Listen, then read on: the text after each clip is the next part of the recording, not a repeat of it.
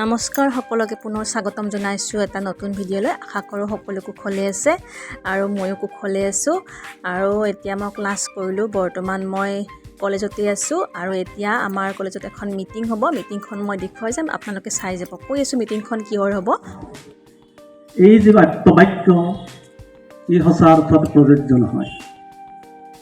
নাৰীক শক্তিশালী কৰাৰ কাৰণেই তেখেতে অহপুৰুষাৰ্থ কৰিছিল আৰু তেখেতক সংগ দিছিল নলবাৰীৰ কেইবাগৰাকীও বিশিষ্ট শিক্ষাবিদ আৰু তেখেতৰ পৰিয়ালৰ আটাইবোৰ সদস্য। আজি আটাইলৈ মই শ্ৰদ্ধা নিবেদন কৰিছোঁ।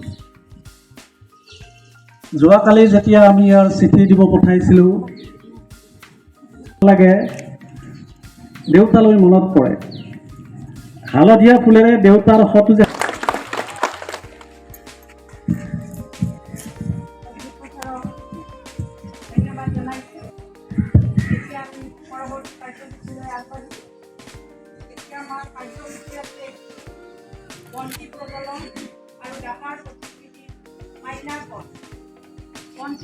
এখেত হৈছে আমাৰ দাতা মহেন্দ্ৰ নাৰায়ণ চৌধুৰী দেৱৰ কন্যা। এতিয়া আমি আমাৰ ছাত্ৰীসকল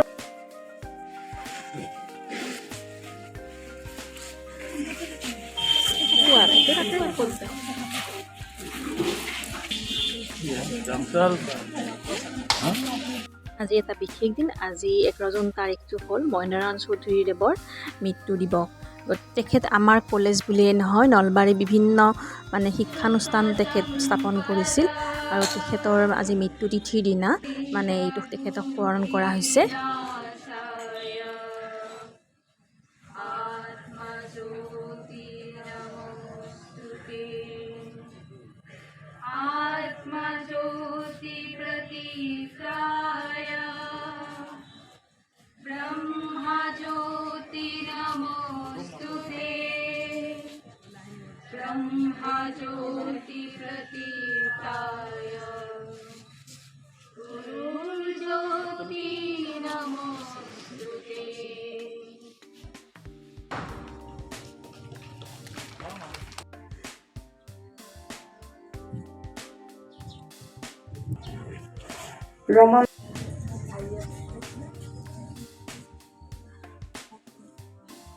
বন্তি প্ৰজ্বলন হৈ গ'ল।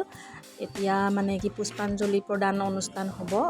পুষ্পাঞ্জলি সকলোৱে প্ৰদান কৰিব আমাৰ শ্ৰদ্ধাৰ মহেন্দ্ৰনাৰায়ণ চৌধুৰী দেৱক। তেখেত আমাৰ কলেজৰ প্ৰতিষ্ঠাপক আছিলে।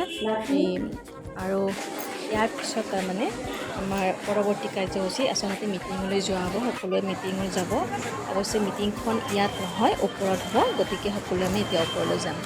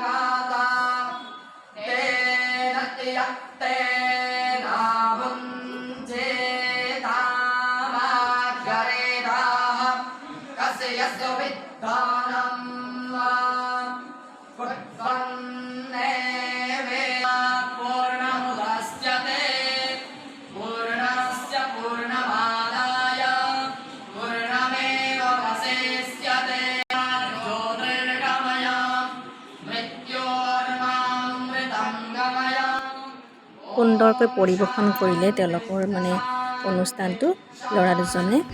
আৰু এতিয়া মানে মঞ্চত আমাৰ উপবিষ্ট হৈছে বিভিন্ন গুণী জ্ঞানী ব্যক্তি। এয়া ৰমানাথ বৰুৱা ছাৰ, আমাৰ নলবাৰীৰ বিখ্যাত ব্যক্তি এখেত, আৰু লগতে আছে আমাৰ লীনা ডেকা বাইদেউ, আৰু আমাৰ অধ্যক্ষ ছাৰ মাজতে আছে।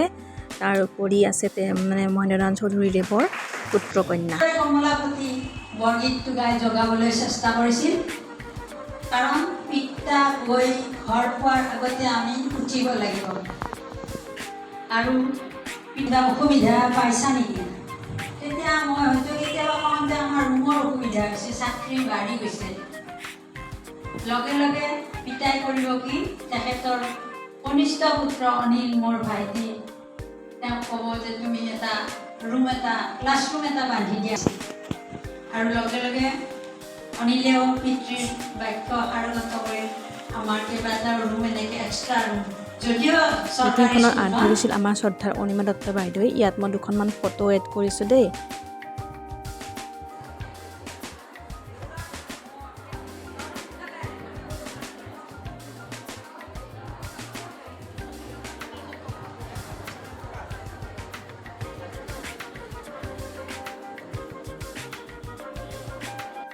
মই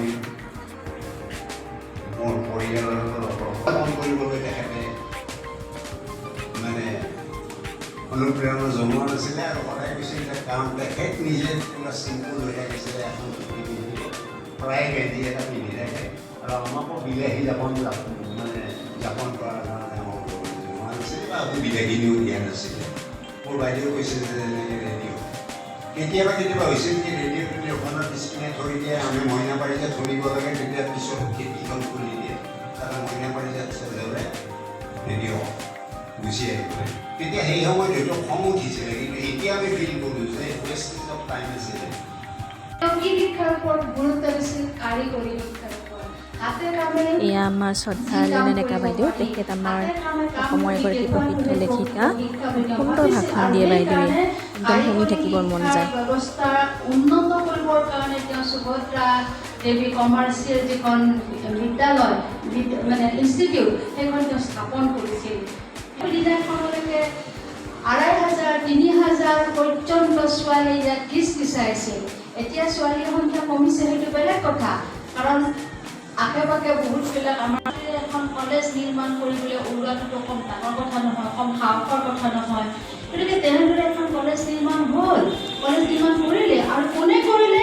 যি কলেজৰ দুৱাৰদলি গছকি পোৱা নাই, যে হাইস্কুলৰ দেওনা পাৰ হৈ পোৱা নাই, তেওঁ কিন্তু কলেজীয়া শিক্ষাৰ মূল্য বুজিছে। সেইটোৱে শিক্ষিত মানুহৰ লক্ষণ। শিক্ষাগত মনোভাৱ শিক্ষাৰ কাৰণে সেইটো আচলতে এটা আদৰণীয় কথা। বা আমি আছিল চিম্পুল লিভিং, হাই থিংকিং, এই যিটো থিয়ৰী, সহজ সৰল জীৱন যাপন আৰু উচ্চ চিন্তা, এই যিটো থিয়ৰী তত্ত্ব জীৱন দিছে, আদৰ্শৰ জীৱন দিছে, যে এইটোহে ডাঙৰ কথা, এইটোহে আচলতে আদৰ্শ, আৰু এই আদৰ্শকে আমি ল'ব লাগে। মই আৰু বিশেষ কথা নকওঁ, কাৰণ আমাৰ ইহঁতৰো অকণমান বেলেগ এটা প্ৰগ্ৰাম। এয়া শ্ৰদ্ধাৰ অধ্যক্ষ ছাৰ আমাৰ। দায়িত্ব দিছোঁ, তেখেতে তোমালোকক ইয়াৰ কিছু আভাস দাঙি ধৰিব, তেখেতক এখন ফুলাম গামোচাৰে মঞ্চলৈ আদৰি আনিব আমাৰ বুৰঞ্জী বিভাগৰ অংশকালীন অধ্যাপিকা প্ৰণয়না দত্ত। এয়া আমাৰ শ্ৰদ্ধা দীপ্তি চৌধুৰী বাইদেউ, তেখেতে বহুত ধুনীয়া মূল্যৱান ভাষণ এটা দিছিল শিক্ষানীতিৰ ওপৰত, কিন্তু মই গোটেইখিনি ৰেকৰ্ডিং কৰিব নোৱাৰিলোঁ, যিখিনি কৰিছোঁ ইয়াতে যোগ কৰি দিছোঁ। আমি কোঠাৰী আয়োগৰ যিবিলাক পৰামৰ্শ আছিল, তাৰ সেই পৰামৰ্শবিলাকৰ ওপৰত ভিত্তি কৰি আমাৰ ভাৰতীয় জীৱনৰ লগত খাপ খোৱাকৈ ৬৮ চনৰ জাতীয় শিক্ষানীতিখন প্ৰৱৰ্তন কৰা হৈছিল। তাৰে কিছু বছৰ পিছত ৰাজীৱ গান্ধী দেৱে এখন নতুন শিক্ষানীতি প্ৰৱৰ্তন কৰিছিল, ক্ষমতাৰ বিকাশ সাধন কৰা এখন কৌশল ভিত্তিক সমাজ গঢ়াৰ উদ্দেশ্যে প্ৰত্যেক ছাত্ৰ ছাত্ৰীৰ মাজত থকা প্ৰতিভা বা সক্ষমতাৰ বিকাশ সাধন কৰাৰ ওপৰত লক্ষ্য ধাৰ্য কৰা হৈছে। আমি সকলোৱে জানো যে প্ৰতিজন মানুহৰ মাজতে কি আছে, কিবা নহয় কিবা গুণ আছে। আৰু দাদা সেই গুণবিলাকৰ বিকাশ সাধন কৰিব লাগে। কিন্তু আমি যি পদ্ধতিত বৰ্তমানলৈকে পঢ়ি আহিছোঁ বা যি শিক্ষা ব্যৱস্থা আমি সকলে কৈ আছে যে প্ৰতিজন শিক্ষাৰ্থীৰ মাজত থকা বা দাৰ্শনিকসকলেও কৈ আছে যে প্ৰতিজন শিক্ষাৰ্থীৰ মাজত থকা গুণবিলাকৰ বিকাশ সাধন হ'ব লাগে, তেনেকৈ কিন্তু হোৱা আমি দেখা নাই। হোৱা হ'লে আমাৰ দেশত নিবনুৱা সমস্যাই ইমান গুৰুতৰ ৰূপ ধাৰণ নকৰিলে। কিবা নহয় কিবা বৃত্তিত দক্ষতা প্ৰাপ্ত কৰা।